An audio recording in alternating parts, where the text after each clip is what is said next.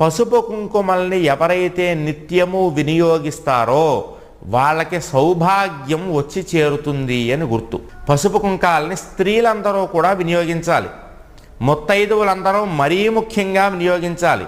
ముత్తైదువులు నిత్యము పూజ చేసుకునేటప్పుడు పసుపు కుంకాలతోటి పూజ చెయ్యాలి. ముత్తైదువులు ప్రతిరోజు కూడా సర్వమంగళాదేవత యొక్క పూజ మీరు చెయ్యాలి.